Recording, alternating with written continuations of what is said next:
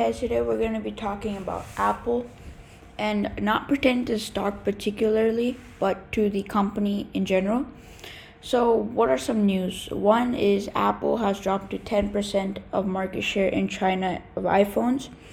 And and what does this mean? I mean, if Apple is able to grow its market share in China, it would be a very huge company because already its market cap is 1 trillion, just being huge in America mostly. But if it starts becoming bigger in Asian countries, countries in Asia, I mean they're also pretty big in Europe already. So if they're able to grow in the Chinese market, the stock price can soar, and it could have huge benefits because obviously they'd be able to sell more and make more money. Now, some good news for consumers is if you have an iPhone 6s or 6s plus, Apple is willing to fix it for free and it will not charge any money because Apple's starting to believe in better customer service. And obviously, if usually old phones aren't working that well nowadays because they want you to buy the new phones, obviously, but now they're willing to fix older phones like the iPhone 6s. And also, iOS 13 has recently come out, but we're not going to be talking about that today. What we mainly came here to talk about is Apple's production news because obviously we're all about the business.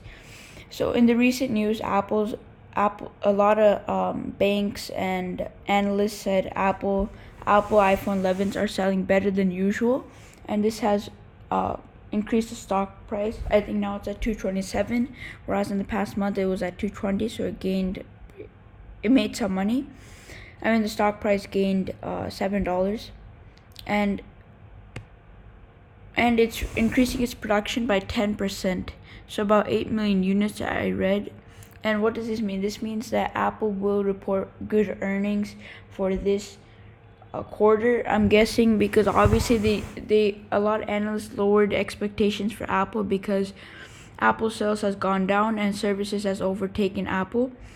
But now, as we can see, Apple is starting to slowly get back their phone market share, which is very good for an Apple investor.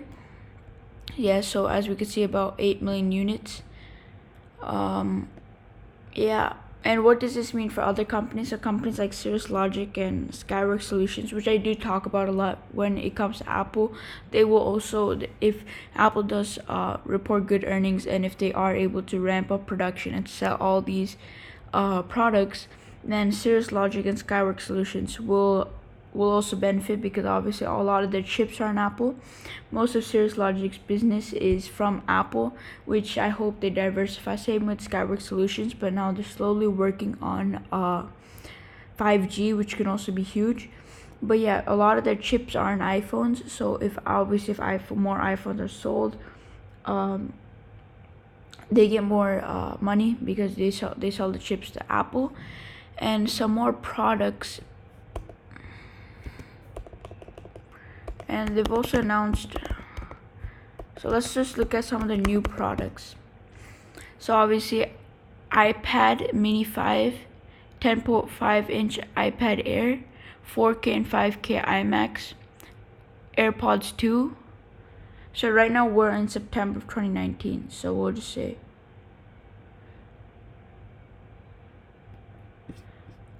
these are just rumors. 1 second.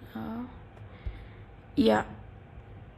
So if we just look at their products, we'll see what we're expected to see. So obviously the iPhone 11, what was the first one? Okay, so first one is iPhone 11. Second one is Apple Watch Series 5. This got a boost in reviews, and also apparently they have updated all their parts of it.